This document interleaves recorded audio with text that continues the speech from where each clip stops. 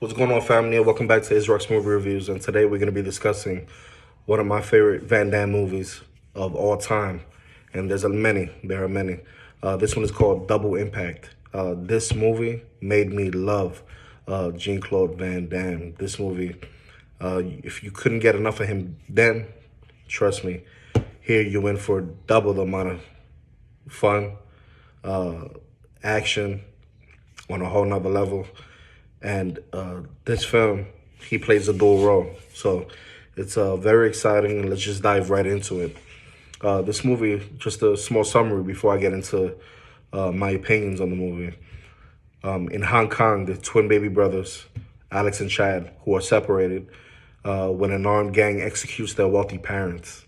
Alex is raised by the former bodyguard and friend of his father's, which we call Uncle Frank in this movie, and is a gym and karate instructor as he gets older in the USA. Chad was raised alone in the streets of Hong Kong as a smuggler and a small-time crook.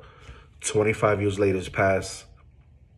Frank finds Chad and joins the two brothers in Hong Kong to fight against the powerful people who killed their parents. I know the plot of this movie sounds a little ridiculous, but that's what we get in this movie. And we're just going to get right into it. Yet another slice of Van Damme craziness, right? Especially with that plot.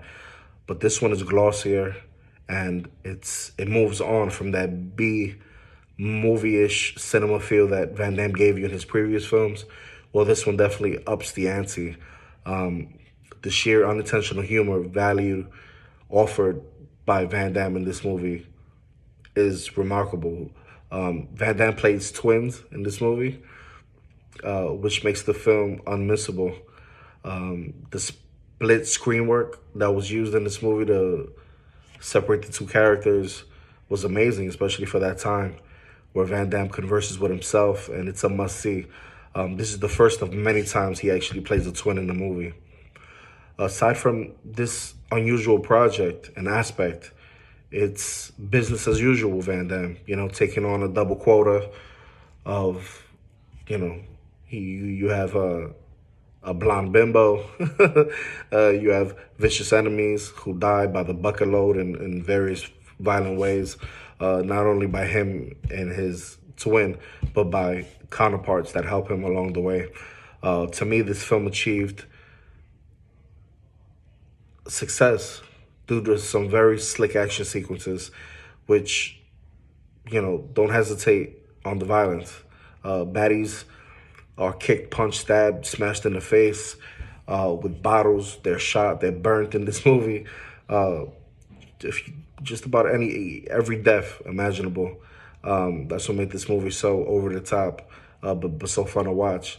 And on top of that, there's some gracious sex scenes. There's some nudity in this, plenty of cheesy dialogue, and more of that Van Damme acting, so to speak, than you can shake. You know what I mean? But Van Damme is, he's as wooden as ever, but he's very funny. He's actually not that bad in a dual role, and it creates a believable rapport between the two brothers, aided, of course, by some nifty special effects. And you can see the CGI has definitely gone better since then, but the CGI then, was just upcoming, but they didn't do a bad job. I feel like the film still holds up today. Geoffrey Lewis, father of Juliet, who you probably remember from countless Westerns from back in the day and thrillers of years past, who just passed away in 2015, enjoys himself as Van Damme's aging sidekick, played, his uncle. And the other imposing presence comes from the mighty Bolo Young. You know him from Bloodsport. You know what I mean? He's the one that's always with those faces. He's hilarious, but he's always a formidable opponent. And when you think of Van Damme, you always think of him as a villain. And he has a fantastic, brutal fight with Van Damme near the end of the film. And that was an epic, epic finale, especially the way he gets, let's say, fried. But overall, I love this film. To me, it was a B movie. It wasn't necessarily an A movie, but I give it an A because Van Damme really took it to the next level in this film. Every aspect of this film is enjoyable. Yeah, it's a little dumb. It's a little inconsistent here and there, but what you expect from a Van Damme movie, you're not going necessarily for the acting. You're going for the action sequences. You're going for his charisma. You're going for his likability. And he doesn't disappoint here. You're going to leave here with a smile.